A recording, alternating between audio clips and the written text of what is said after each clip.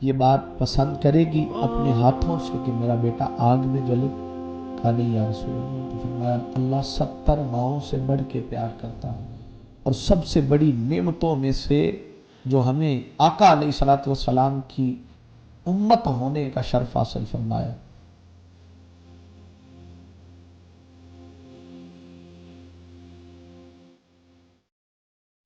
بسم اللہ الرحمن الرحیم، الحمد للہ رب العالمین، والصلاة والسلام علی سید الانبیاء والمرسلین۔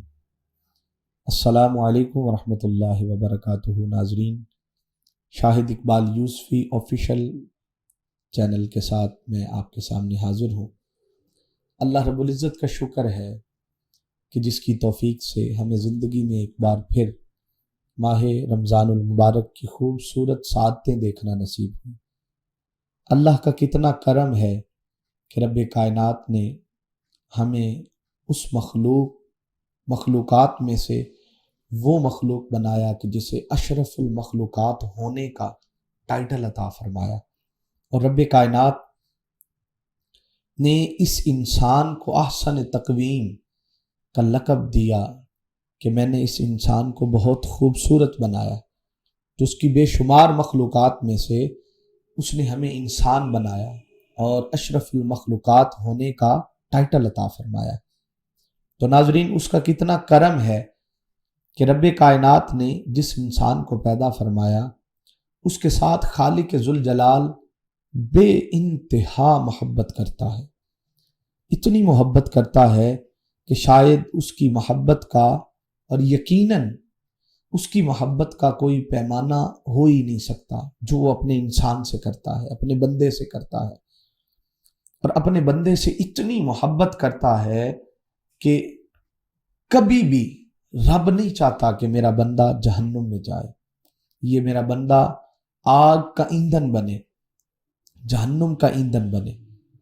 جیسے آقا علیہ الصلوۃ والسلام کی حدیث مبارکہ ہے کہ آقا علیہ الصلوۃ والسلام نے فرمایا کہ کسی شخص نے دیکھا کہ ایک ماں اپنے بچے کے لیے رو رہی ہے، تو آقا علیہ الصلوۃ والسلام کے صحابہ سے سوال کیا، سرکار نے فرمایا کیا تم سمجھتی ہو کہ یہ ماں یہ بات پسند کرے گی اپنے ہاتھوں سے کہ میرا بیٹا آگ میں جلے؟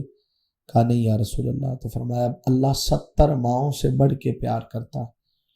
اللہ انسان سے 70 ماؤں سے بڑھ کر پیار کرنے والا رب کبھی نہیں چاہتا کہ بندہ جہنم میں جائے۔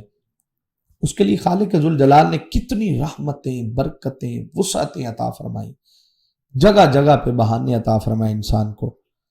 اور سب سے بڑی نعمتوں میں سے ایک خوبصورت ترین نعمت جو ہمیں آقا علیہ الصلوۃ والسلام کی امت ہونے کا شرف حاصل فرمایا۔ اور اسی طرح اللہ پاک نے پھر ماہ رمضان المبارک ہمیں خوبصورت مہینہ عطا فرمایا۔ یہ وہ مہینہ ہے جو اللہ کی رحمتوں کا، برکتوں کا، اللہ کے فیض و برکات سمیٹنے کا براہ راست ہمارے لیے ذریعہ ہے۔ اور یہ وہ مہینہ ہے کہ جس میں عام دنوں سے خالق ذوالجلال نے عبادت کا اجر باقی دنوں کی نسبت 70 گنا بڑھا کے انسان کو دے دیا کہ تم ایک عمل کرو گے، میں 70 گنا اس عام عمل میں کرنے میں سے بڑھ کر تمہیں اجر عطا فرماؤں گا۔ ایک نماز کا بدلہ 70 نمازوں سے زیادہ عطا فرما دی، ایک ذکر کا بدلہ 70 اذکار کی نسبت زیادہ کر دیا۔ تو کیا خالق کائنات اللہ کریم، اور فرمایا آقا علیہ الصلوۃ والسلام نے کہ رب کائنات سحر اور افطار کے وقت اپنے بندے کے قریب تر ہوتا ہے۔ بندہ اپنے رب سے جو مانگتا ہے، جو طلب کرتا ہے، جو حسرت کرتا ہے، اللہ اس کی دعا قبول فرماتا ہے۔ اور ان دنوں میں شیاطین کو جکڑ دیا جاتا ہے، جنت کے دروازے کھول دیے جاتے ہیں۔ کیوں؟ اس لیے کہ انسان جتنا ہو سکے آگ سے بچ سکے، اللہ کی نافرمانی سے بچ سکے، اللہ کے حکم کی جو اطاعت ہے اس کو بجا لا سکے، اس کی عادت پڑے۔ لیکن ایک اہم بات جس پر آپ سے آج جس موضوع پہ میں بات کرنا چاہ رہا ہوں وہ ہے رمضان کا بیسک مقصد کیا ہے؟ کیوں آیا رمضان المبارک کا مہینہ؟ کیوں عطا کیا گیا؟ کیا اس کا مین موٹو کیا ہے؟ مین کیا چیز ہے جس کے لیے؟ تو بہت ساری حکمتیں ہیں ماہ رمضان المبارک کی اور برکتیں ہیں، ان میں سے ایک اہم اور سب سے بڑا عنصر جو میں سمجھتا ہوں، خالق کائنات نے انسان کو جو سب سے بڑی نعمت عطا کرنے کے لیے یہ پریکٹس کروائی ہے، شاید یہ انسان کے لیے پریکٹس ہے، اور وہ ہے صبر۔ صبر کرنا، صبر ایک ایسی نعمت ہے۔ اللہ پاک نے قرآن مجید میں فرمایا، بسم اللہ الرحمن الرحیم، ان اللہ یحب المحسنین، اللہ احسان کرنے والوں کو پسند کرتا ہے، مع الصابرین، فرمایا صبر کرنے والوں کے ساتھ ہے۔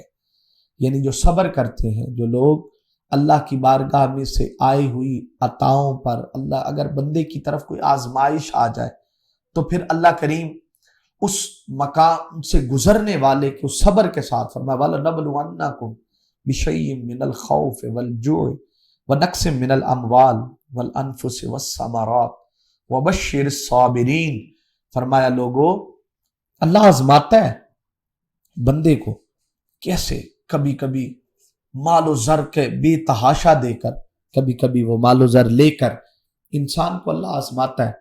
وَلَنَبْلُوَنَّكُمْ بِشَيْءٍ مِّنَ الْخَوْفِ، کبھی خوف سے آزماتا ہے، وَجُوعٍ وَنَقْصٍ مِّنَ الْأَمْوَالِ، کبھی مال کے آنے سے، کبھی مال کے جانے سے آزماتا ہے، مقام و مرتبے سے آزماتا ہے، زر اور دولت سے آزماتا ہے۔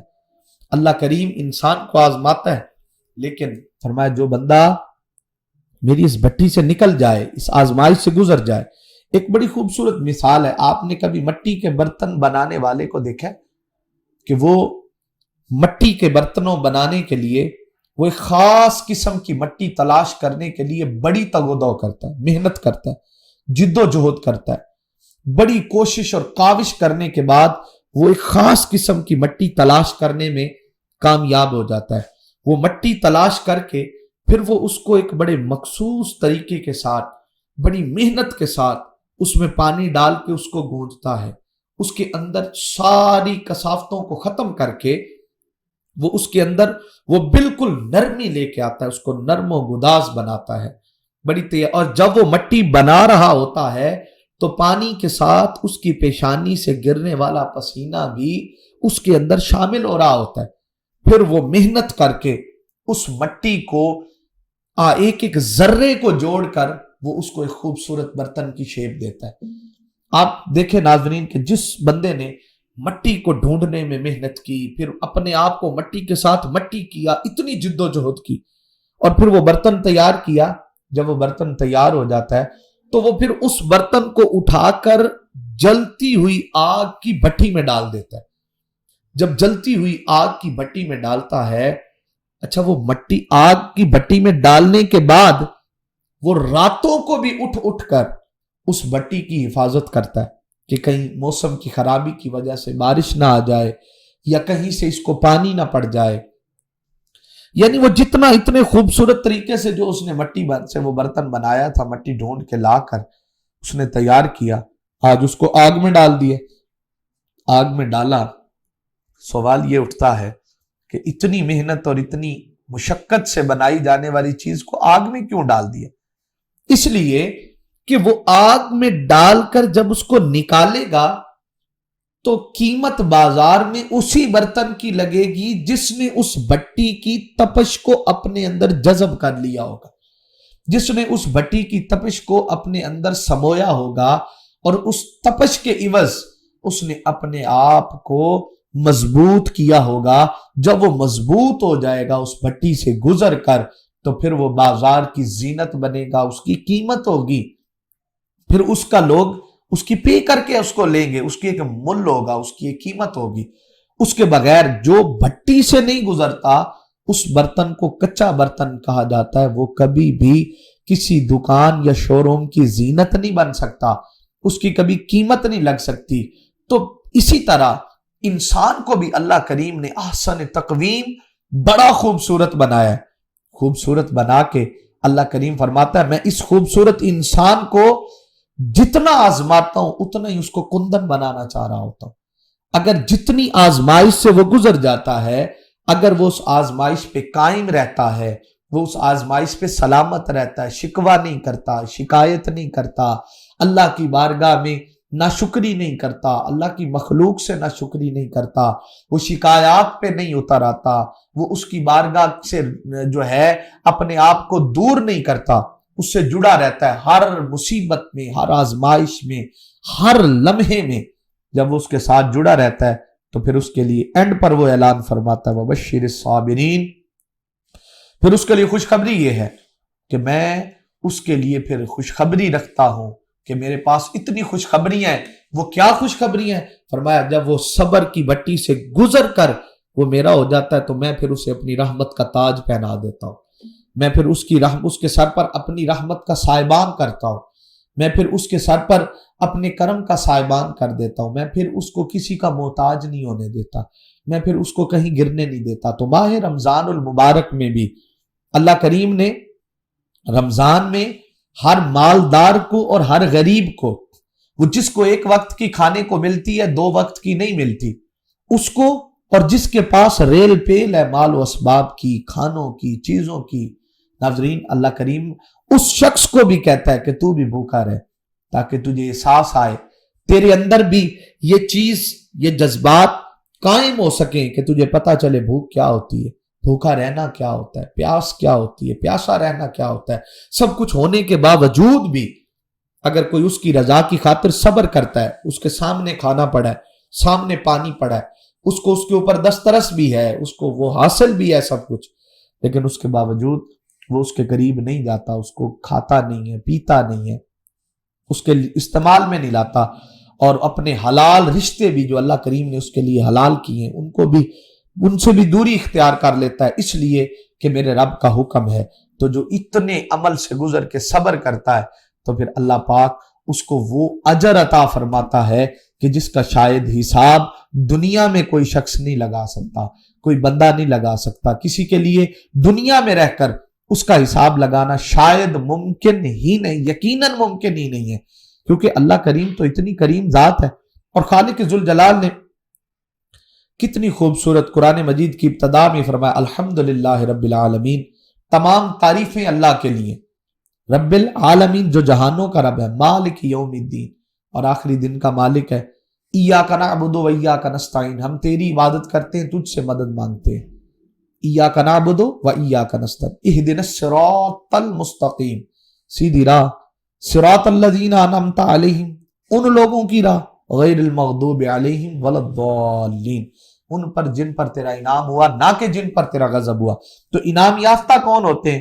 جو صابرین میں سے ہوتے ہیں۔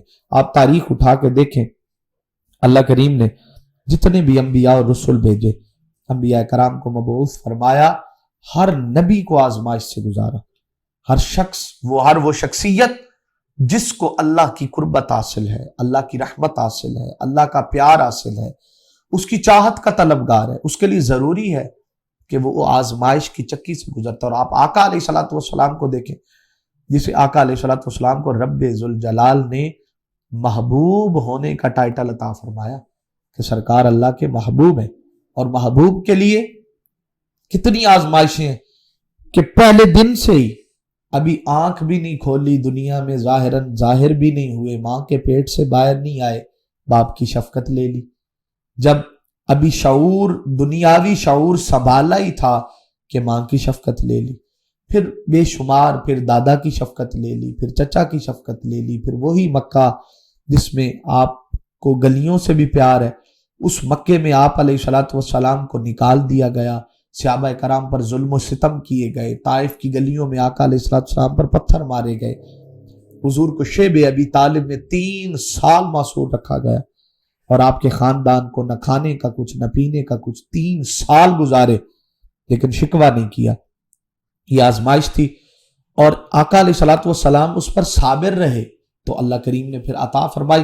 اور قرآن مجید میں بڑی خوبصورت مثال بیان ہوئی حضرت ایوب علیہ السلام کے متعلق کہ آپ اللہ کے نبی ہیں، اللہ پاک نے آپ کو 12 بیٹے عطا فرمائے، آپ کو اتنا مال و زر دیا، باغات دیے، مال دیا، بالآخر آزمائش میں ڈالا کہ بیٹے بھی گئے، مال بھی چلا گیا، سب کچھ، جسم بیماری لگ گئی، جسم میں کیڑے پڑ گئے، پورا جسم کیڑے کھا گئے۔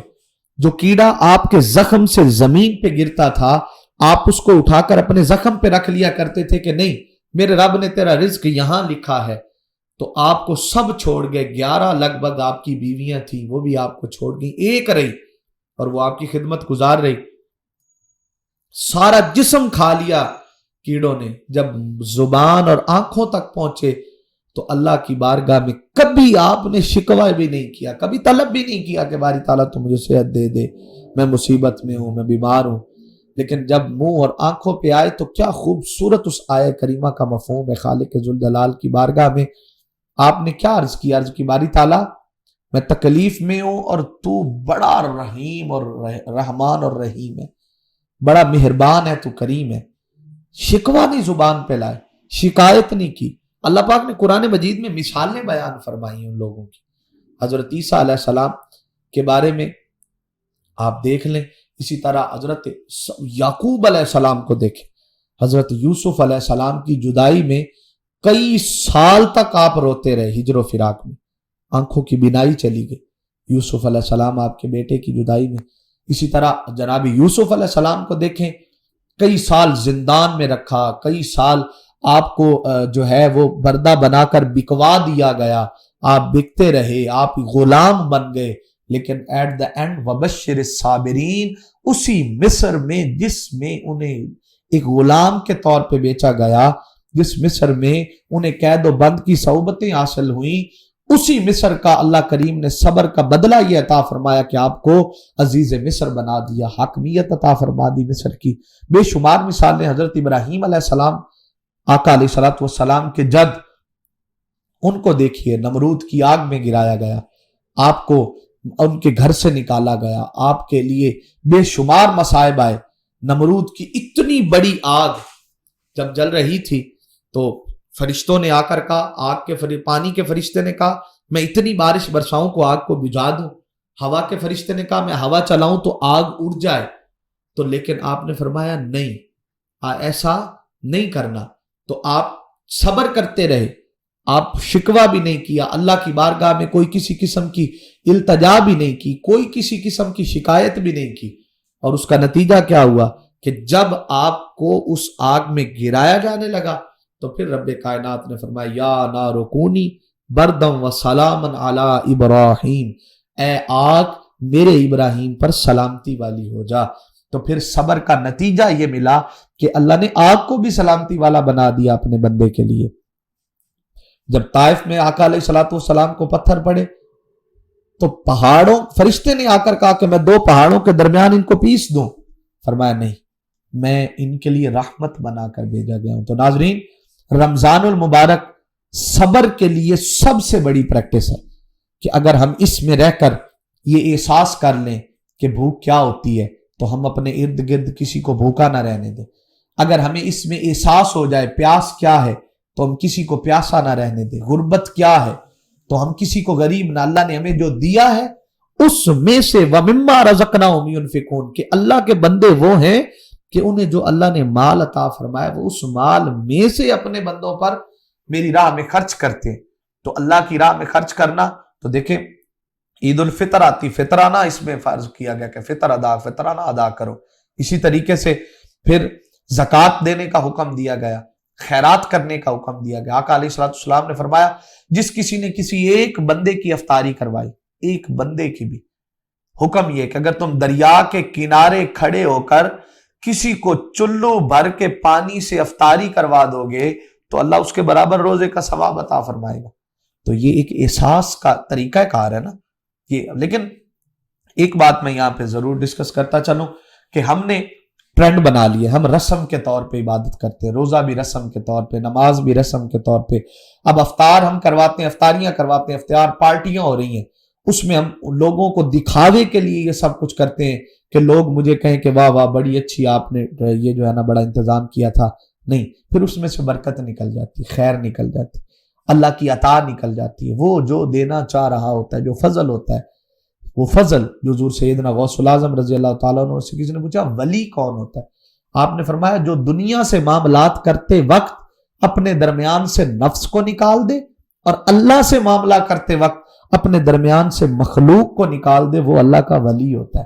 تو اگر تو افطار اس لیے کروائی لوگوں کی کہ درمیان یہ کہ لوگوں کی واہ واہ مل جائے تو پھر اس کا مطلب یہ تھا کہ درمیان میں نفس تھا، نفس نے وہ فیض جو اللہ کی بارگاہ سے وہ خیر کا ملنا تھا وہ نکال دیا، وہ کرم نکال دیا، وہ فیض جو آنا تھا وہ نکل گیا۔ لیکن اگر ایک نمک کی ایک بوند سے افطار کروائی ہوتی اور نیت یہ ہوتی کہ اللہ کے رضا کے لیے کروا رہا ہوں، کسی بھوکے کو کھانا کھلا رہا ہوں، کسی پیاسے کو پانی پلا رہا ہوں، کسی بے یار و مددگار کی مدد کر رہا ہوں، تو پھر رمضان کا فیض حاصل ہوتا ہے۔ تو رمضان میں آج کا جو ہمارا پہلا سبق ہے وہ یہ ہے کہ رمضان صبر کی دعوت دیتا ہے۔ صبر کرنا ہے کس پر؟ صبر اس پر نہیں کہ سب کچھ ہے تو صبر کر رہے ہیں، نہیں، صبر اس بات پر کرنا ہے کہ کچھ نہیں ہے تو صبر کرنا، اور صبر کے نتیجے میں یہ دیکھنا ہے کہ ہم آج بھوک میں ہیں تو دیکھنا یہ کہ جو بھوکا ہے اس کے لیول کیا ہے، اس کو بھی بھوک مٹانے کے لیے جگہ دینی ہے، جو پیاسا ہے اس کی پیاس بجھانی ہے، جس کی جتنی ہو سکے مدد کرنی ہے، اور اللہ کی نعمتوں پر شکر اور صبر بجا لانا ہے۔ اللہ کریم کی بارگاہ میں دعا ہے رب کائنات ہمیں صبر کو سمجھنے اور اس پر عمل کرنے کی توفیق عطا فرمائے۔ آقا علیہ الصلوۃ والسلام کی زندگی ہمارے لیے بہترین نمونہ ہے۔ لقد کان لکم رسول اللہ اسوۃ حسنہ، کہ تمہارے لیے بہترین نمونہ آقا علیہ الصلوۃ والسلام کی ذات ہے، اور جتنا صبر کا پہلو حضور کی ذات سے ملتا ہے، حضور کی آل سے ملتا ہے، جتنا صبر حضور کے اصحاب نے کیا، حضور کی آل نے کیا، اور پھر سب سے بڑی مثال کربلا میں آقا علیہ الصلوۃ والسلام کی آل نے قائم کی، اور وہ مثال قیامت تک دوبارہ کوئی مثال قائم نہیں کر سکتا، لیکن وہ ہمارے لیے مشعل راہ ہیں، وہ ہمارے لیے ہدایت کا ذریعہ ہیں کہ دیکھیں وہ جو اگر وہ زمین میں اللہ سے دعا مانگتے تو چشمے جاری ہو جاتے، آسمان سے پانی برس آتا، مگر اس کے باوجود اللہ کی رضا پر راضی رہنا یہ سب سے بڑی عطا ہے۔ صبر کرنا آزمائش میں یہ سب سے بڑی عطا ہے۔ اللہ پاک ہمیں ماہ رمضان کے فیض و برکات عطا فرمائے، اور ہمیں صبر کرنے اور صبر پر قائم رہنے کی توفیق عطا فرمائے۔ دیکھتے رہیے ہمارا آفیشیل یوٹیوب چینل شاہد اقبال یوسفی، سبسکرائب کیجئے، شیئر کیجئے۔ اللہ ہمیں نیکی کرنے کا، سننے کا اور پھیلانے کی توفیق عطا فرمائے۔ آپ سے ملاقات ہوگی پھر۔ السلام علیکم ورحمۃ اللہ وبرکاتہ۔